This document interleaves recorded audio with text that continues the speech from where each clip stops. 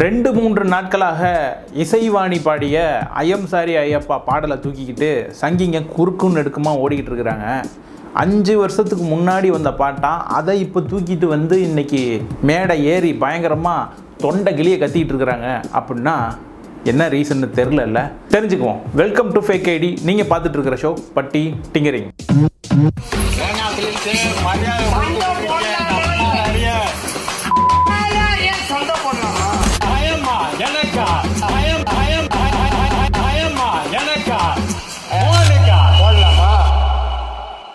இந்த ஐயம் சாரி ஐயப்பா பாடல் அப்படிங்கிறது வந்து ஒரு பெண் ஐயப்பன் கிட்ட வந்து விவாதம் பண்ற மாதிரி அமைஞ்சிருக்கிற பாடல் தான். அந்த பாடல் ரொம்ப காட்டமாவே இருக்குது, எங்களுடைய உணர்வுகளை அது புண்படுத்துது அப்படின்னு சொல்றவங்க கிட்ட என்ன சொல்றது? காலம் காலமாக உரிமை மறுக்கப்படுறவங்களுடைய குரல் அது. அந்த குரலை அவங்க பதிவு பண்றாங்க. அதில் இருக்கிற நியாயத்தை உங்களால் புரிந்து கொள்ள முடிந்தால் நீங்கள் புரிந்து கொள்ளுங்கள். இல்லைன்னா சட்டம் என்ன சொல்லுதோ அதை பின்பற்றிட்டு போங்க அப்படின்னு தான் சொல்லணும். ஆனால் இங்கே ஒருத்தர் வந்துக்கிறாரு, மோகன்ஜி த கிரேட் சத்ரியன் அப்படின்ற பேரில் இயங்குறாரு பார்த்தீங்களா. ருத்ரதாண்டவம், திரௌபதி அப்படின்ற மாதிரியான ஆஸ்கர் லெவல் படங்களை வந்து எடுத்த மோகன்ஜி சத்ரியன் அவர் என்ன சொல்கிறாரு? ஐயப்பனுக்கு ஆண் பக்தர்களை விட பெண் பக்தர்கள் தான் அதிகம்.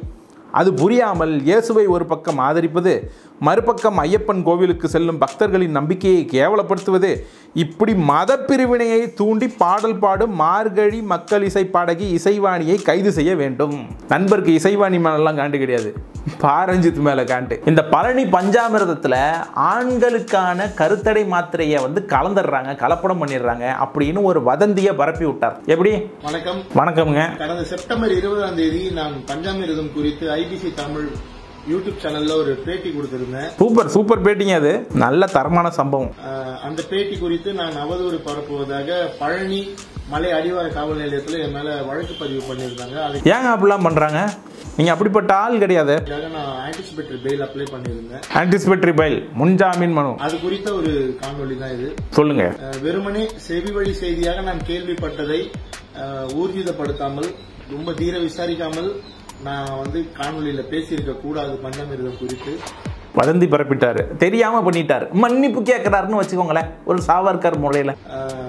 அது வந்து அதனால்தான் என் மேல வழக்கு.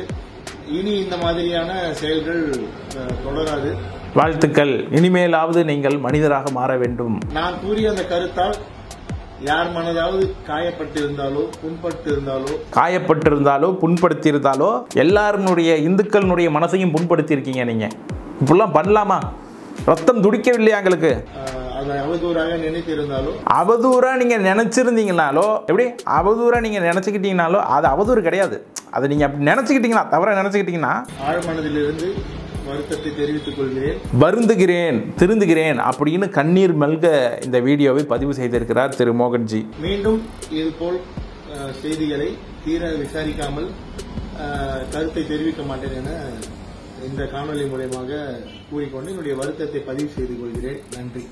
நீங்க பரப்புனது பூராவே தீர விசாரிக்காம, எந்த ஒரு ஆதாரமும் இல்லாம, ஒருத்தர் மேல இருக்கிற காழ்ப்புணர்ச்சியில தான் சினிமாவிலேயே ஏகப்பட்ட கருத்துக்களை அப்படி தூவி விட்டுக்கிறீங்க. அதுக்கு என்னைக்கு திருந்த போறீங்க? அதுக்கு என்னைக்கு வருந்த போறீங்க? I am waiting for. பார்த்தீங்களா, நண்பர் வந்து இசைவாணிக்கு எதிராக பொங்கறதுக்கு முன்னாடி இப்படி ஒரு வருத்தத்தை வந்து தெரிவிச்சிருக்காரு அப்படின்றதெல்லாம் நமக்கு கொஞ்சம் ஆறுதலாக இருக்கு. திருந்துகிறார், வருந்துகிறார் அப்படின்றது நல்லது தானே. இன்னும் இந்த மாதிரி ஏகப்பட்ட பேர் இந்த இசைவாணி பிரச்சனையை எடுத்துக்கிட்டு கம்பு சுத்த வந்திருக்காங்க. அவங்கெல்லாம் பட்டி டிங்கரிங் பார்க்கணுமா இல்லையா?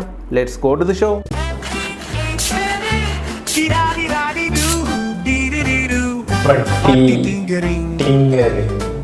ஐயம் சாரி ஐயப்பா, உள்ள வந்தா என்னப்பா, இது பழைய காலம் இல்ல, இப்போ எல்லாம் மாறி போச்சு.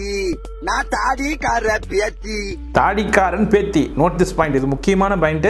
இது நீங்க தவற விட்டுறவே கூடாது. நீ எந்த கிளைக்குனாலும் பேத்தியா இருந்துட்டு போ. எவ்வளவு ஃபனியா பேசுறாரு. ஃபனி காய். சும்மா இருக்க, சும்மா இருங்க. நம்ம ஊருக்குள்ள நிறைய ஐயப்பன் கோயில் இருக்கு, நிறைய இருக்கு.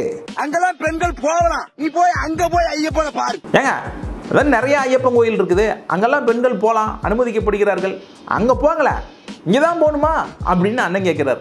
இவருடைய லாஜிக்கே எடுத்து, ஏங்க எல்லா இடத்துலையும் பெண்களை அனுமதிக்கிறாங்க, ஐயப்பன் கோயிலையும் அனுமதிங்களேன் அப்படின்னு கேட்டா இந்த வாய் எங்க கொண்டு போய் சர்வீஸ் பண்ணுவாரு? நீ ஏசவசாமியை கும்பிடுறவ எதுக்கு நீ ஐயப்பா பத்தி பேசுத? அதானே, நீ ஏசசாமியை தானே கும்பிடுவ, எதுக்குல ஐயப்பனை பத்தி பேசுற? நீ ஏசசாமியை கும்பிட்டு போல. வாய் இருக்குன்னு கண்டது கிடையாது, பேசாதீங்களா? பேசாதீங்களா? மண்டைய ஆள் சைஜம் பாரு, எத்தாவத வாய் ஆன்னு பிளக்கா. அண்ணன் ஆடோமினம் பண்றாரு, பர்சனல் தாக்குதல் பண்றாரு, மண்ட ஆளு சைஸ் எல்லாம் பாருங்க அப்படின்னு அண்ணன் வந்து பேசுகிறார். இந்த ஐயப்பன் கோயில் விவகாரத்தை பற்றி பேசணும்னா ஐயப்பனுடைய ஹிஸ்ட்ரி எல்லாம் பேச வேண்டியது இருக்கும். பட் அதெல்லாம் வேணாம். நம்ம பேச வேண்டிய ஹிஸ்ட்ரி அது கிடையாது, சமூக வரலாறு தான் நம்ம பேசணும்.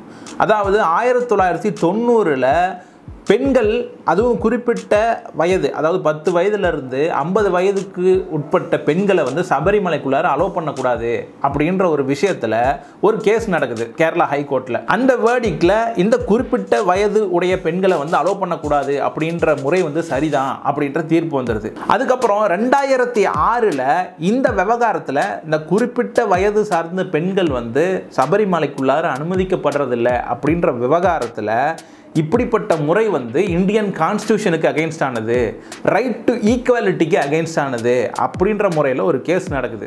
இந்த வழக்கில் 2018 தீர்ப்பு வருது. அந்த தீர்ப்பு என்ன சொல்லுது அப்படின்னா, இந்த மாதிரியான முறை ஈக்குவாலிட்டிக்கு அகைன்ஸ்ட் ஆனது, இட் இஸ் அன்கான்ஸ்டியூஷனல் அப்படின்னு வந்து தீர்ப்பு சொல்லப்படுது. ஒரே ஒரு நிமிஷம் இருங்க, அது ஒன்றும் இல்லை. என்னப்பா அப்படியா? நன்றி. சரி சரி நண்பர்களே, ஒன்றும் இல்லை, ஒரு சன்மானம் கிடச்சிருக்கு, அது சந்தோஷம். அப்புறம் என்ன தீர்ப்பு வந்தது சரிங்களா? இப்போ சங்கிங்கெல்லாம் பொதுவாக என்ன சொல்லுவாங்க, நாம வந்து சட்டத்தை மதிக்கணும், சட்டத்தின் அடிப்படையில் இருக்கணும் அப்படின்னு. இப்போ சங்கிங்கெல்லாம் எதுக்கு எதிராக பேசிட்டு இருக்கிறாங்க அப்படின்னா, சுப்ரீம் கோர்ட்டினுடைய தீர்ப்புக்கு எதிராக தான் பேசிட்டு இருக்கிறாங்க. அது மட்டுமா, இந்த தீர்ப்பை எதிர்த்து பெரிய போராட்டங்கள் நடத்தினாங்க, பாடல்கள்லாம் பயங்கரமா அவங்களே எழுதி பாட ஆரம்பிச்சாங்க சோசியல் மீடியாவில். சபரிமலையில் இளம் பெண்கள் தரிசனம் அனுமதி கூடாது, அதையும் மீறி பெண் தரிசனம் நடந்தால் பொறுக்கவும் முடியாது. உச்ச நீதிமன்ற தீர்ப்பிற்கு எதிராய் பக்தர் படைகளோ களமிறங்கும், போராட்டங்கள் ஆர்ப்பாட்டங்கள் ஆங்காங்கே எல்லாம் நடந்தேறும். தீர்ப்பை திரும்ப பெற்றுக் கொண்டால் திரும்பி போய்விடுவோம், முடியாதென்றால் திரண்டு வந்து வெற்றி கொடி நடுவோம். இப்படி பலவித போராட்டங்கள்ல இறங்கினாங்க. இன்ஃபேக்ட் சபரிமலை கோயிலுக்குள்ளார பெண்களே போகவில்லையா அப்படின்னா இல்லை, நிறைய பெண்கள் போயிருக்காங்க. இந்த தீர்ப்பு வந்ததுக்கு அப்புறமும் சில பெண்கள் வந்து போயிருக்காங்க. ஆனா அதற்கு எதிர்ப்பும் ப்ரொட்டஸ்டும் நடந்துகிட்டே இருந்திருக்கு. ஸோ இந்த கான்டெக்ட்ல தான் நீங்க இசைவாணி பாடின பாடலை நீங்க புரிஞ்சுக்கணும். இப்போ இசைவாணியை எதிர்த்து இன்னும் சில பேர் இன்டர்நெட்ல பொங்கிட்டே இருக்கிறாங்க. எப்படி இல்ல, நான் தெரியாம தான் கேட்கிறேன், சபரிமலை ஐயப்பன் கோவிலுக்கு பொண்ணுங்க வரதுல உங்களுக்கு என்ன பிரச்சனை? பாத்தீங்களா, இந்த பொண்ணு பேசுறாங்கல்ல, அவங்க இந்த ஸ்டேட்மெண்ட் சொல்லல, இந்த ஸ்டேட்மெண்ட்டுக்கு அவங்க கமெண்ட் பண்ண போறாங்க. ஐயப்பனே சொல்லியிருக்காரா ஆண் பக்தர்கள் மட்டும்தான் என் சன்னதிக்கு வரணும்னு? இப்படி எல்லாம் அறிவுத்தனமா கொஸ்டின் கேட்கறவங்க நம்ம ஊர்ல மட்டும்தான் இருக்காங்க. அறிவுத்தனமா கேள்விகள். ஏன் இது அறிவுத்தனமான கேள்வி கிடையாதா? ஏன் ஆணையும் பெண்ணையும் நீங்க கடவுள்னு நம்புற ஒருத்தர், அந்த கடவுள் அன்பு நிறைந்தவர், அவர் வந்து ஆணையும் பெண்ணையும் சமமாதான பாப்பாரு அப்படின்ற நம்பிக்கையில இந்த கேள்வி வைக்கிறாங்க. அறிவுத்தனமான கேள்விதான் இது. பெரியாரிசமும் ஃபெமினிசமும் எதெல்லாம் போய் பேசிக்கிட்டு இருக்காங்க? பெரியாரிசமும் ஃபெமினிசமும் எதுலெல்லாம் பேசுறீங்க? இதுலலாம் போய் பேசுறதா? அப்ப பெரியாரிசமும் ஃபெமினிசமும் எதுல பேசுறது? இதுல பேசலன்னா வேற எதுல பேசுறது?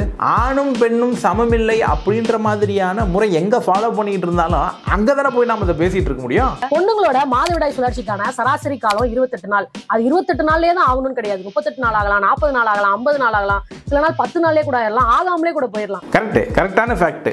ஆனா என்ன சொல்ல வராங்கன்னு தெரிஞ்சுப்போம். எப்போ ஆகும்னு அவங்களுக்கே தெரியாது. அப்படி இருக்கும்போது சபரிமலைன்றது ஒரு அடர்ந்த காட்டு பகுதி, புலி மாதிரியான வனவிலங்குகள்லாம் அதிகமா நடமாடுற ஒரு இடம். சபரிமலை அப்படின்றது இவங்க சொல்ற மாதிரி பெரியார் ரிசர்வ் ஃபாரஸ்ட்ல இருக்கக்கூடிய ஒரு கோயில் தான்.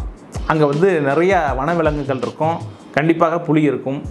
20க்கும் மேற்பட்ட புலிகள் அங்க இருக்கிறதா சொல்றாங்க. எப்ப மென்சஸ் ஆகும்னு அவங்களுக்கே தெரியாம இருக்கும்போது வந்த இடத்துல திடீர்னு ஆயிட்டாங்கன்னா விலங்குகளோட மோப்ப சக்திக்கு அந்த ரத்த வாடையை தேடி வந்து அவங்களை அட்டாக் பண்ணும். பாத்தீங்களா, ரத்த வாடைக்கு தேடி வந்து விலங்குகள் வந்து அட்டாக் பண்ணும். இதே விஷயம் ஆண்களுக்கும் பொருந்தும்ல. இப்போ நடந்து போகிறாங்க, எங்கேயாவது இடிச்சுப்பாங்க, ஏதாவது காயம்படும், விலங்குகளால் அட்டாக் பண்ணப்படலாம். ஏன் ரிசர்வ்டு ஃபாரஸ்ட்டே ரொம்ப சேஃப் இல்லாத ஒரு இடம் தான். அப்போது ஆண்கள் போகிறப்போ பெண்களும் போகலாம்ல. இப்போது பெண்கள் போக முடியாது இந்த ரீசன்னால் அப்படின்னா ஆண்களும் போக முடியாத ரீசன்கள் நிறைய இருக்குது. ஆண்களுக்கு ஒன்றும் இதில் விதிவிலக்கு கிடையாது. இது வந்து ஸ்பெஷல் ப்ளீடிங் ஃபேலசி தான். ரூல்ஸு ஒன்லி ஃபார் விமன், ஆண்களுக்கு அது ஒத்து வராது. ஏன்னா புலி இந்த மாதிரியான விலங்குகள்லாம் ரத்த வாடையை வச்சு மட்டும்தான் வந்து வேட்டையாடும் அப்படின்னு நம்புறது. அப்படிலாம் கிடையாது. அதுக்கு ரத்த வாடை இல்லைனாலும் அதனுடைய ப்ரே எங்க இருக்குன்னு தேடி வேட்டையாடும். ஒரு மனுஷன் மட்டும் கடிச்சு அந்த ரத்தத்தோட சுவையை மட்டும் உணர்ந்துட்டு அதோட விட்டுட்டு போகாது. பக்கத்துல யாரு இருந்தாலும் அவங்களையும் கடிச்சு சின்னாபின்னம் ஆகிடும். சரிங்களா? ஒரு மனுஷனை மட்டும் கடிச்சிட்டு அப்படியே விட்டு போகாது. அது இப்போ நம்ம ஒரு கடைக்கு போறோம், ஒரு டிஷ்ஷை டேஸ்ட் பண்றோம், டேஸ்ட் பண்ணதுக்கு அப்புறம் அடுத்த டிஷ்ஷுக்கு நம்ம போறோமா இல்லையா? வேற என்னங்க இருக்குது? அந்த மாதிரி புளியும் அடுத்து வேற யாரையாவது அடிச்சு சாப்பிடலாமா, டேஸ்ட் பண்ணலாமா அப்படின்னு நினைக்கும் இல்ல? இதே மாதிரி காட்டு பகுதிக்கு வேற இடங்கள்ல நீங்க டூர் போனீங்கன்னா அங்க இந்த மாதிரி லட்சக்கணக்கான மக்கள் இருக்க மாட்டாங்க. இந்த மாதிரி பில்கிரிமேஜ்ல தான் இந்த மாதிரி லட்சக்கணக்கான மக்கள் இருக்காங்க. ஸோ அதனால தான் இந்த மாதிரி சயின்டிஃபிக் ரீசன்ஸ்னால தான் இந்த மாதிரி பெண்களை அலோவ் பண்ணாமல் இருந்திருக்காங்க அப்படின்னு நிறுவ வருகிறார் இந்த பெண் தோழர். இங்க இருக்கிற இந்து மதத்தில் என்ன பின்பற்றப்படுது, பெண்களை எப்படி பார்க்குறாங்க, தீட்டு அப்படின்னா என்ன, ஒரு பொண்ணு வந்து வயசுக்கு வந்தால் தீட்டு, அவள் குழந்தை பெற்றா தீட்டு, அவள் வந்து மென்சஸ் ஆகிட்டா தீட்டு, இப்படி பல சந்தர்ப்பங்களில் இந்த தீட்டு அப்படின்ற விஷயம் வந்து ஒரு பெண்ணுக்கு பெரும் தடையாகவே இருக்குது. இப்போ இசைவாணி பாடின பாடலில் தீட்டு அப்படின்ற வார்த்தையை சாடி தான் அவங்க வந்து இந்த பாடலை பாடியிருக்காங்க. இந்த தீட்டு அப்படின்ற வார்த்தையை பயன்படுத்தினதுக்கு தான் இவ்வளோ பொங்கல் அவங்க. இப்போ மேடம் வந்து இந்த புலி, மென்சஸ் பிளட்டு, புலி வந்து அந்த பிளட்டை மோப்பம் முடிச்சுட்டு வேட்டையாடும் அப்படின்னு வேற ஒரு இன்ஃபர்மேஷனை போட்டு நம்மளை திசை திருப்ப பார்க்குறாங்க. இதுக்கு பேர் ரெட் ஹெரிங் ஃபேலசி. ஆமாம், பின்ன நீங்கள் நிதானமாக உட்காந்து ஆணும் பெண்ணும் சமம் இல்லையா, எப்படி பெண்களை தீட்டா பார்ப்பீங்க அப்படின்னு நீங்கள் டிஸ்கஷன் நடத்துவீங்க, நாங்கள் உட்காந்து பார்த்துட்டு இருக்க முடியுமா?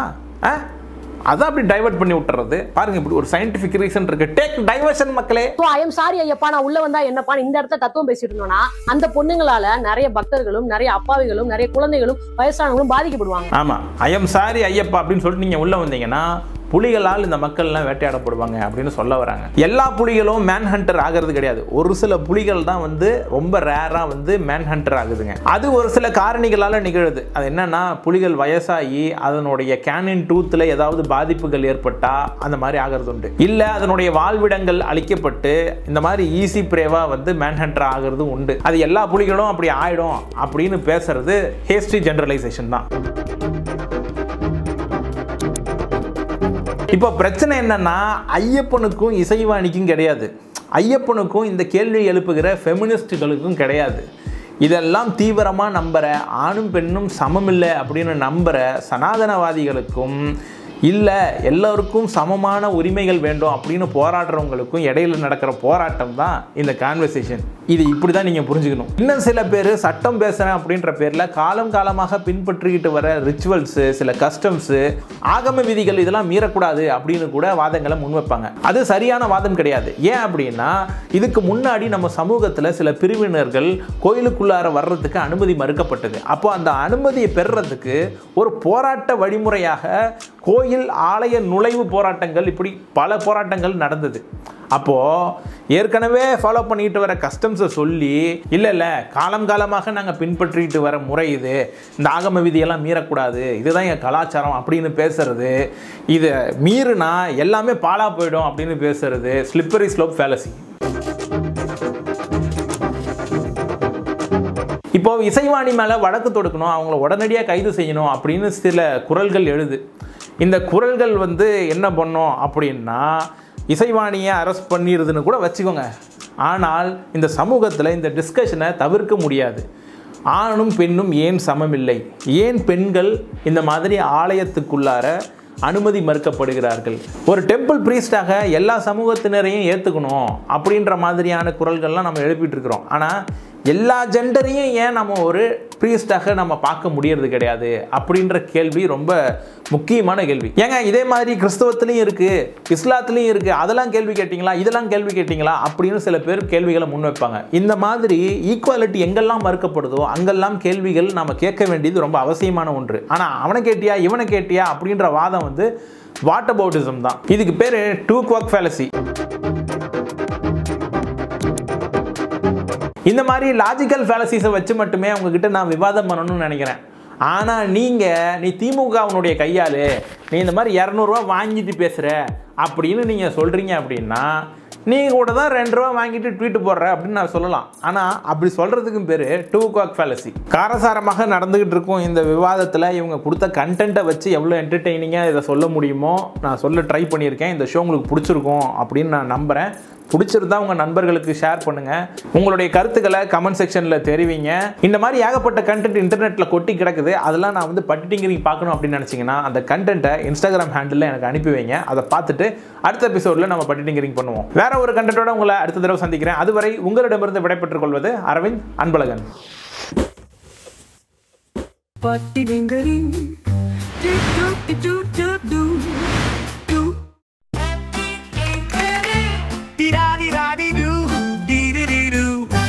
Patti-tinkering.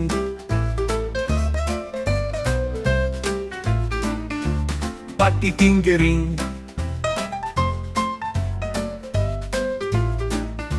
Do. Patti-tinkering.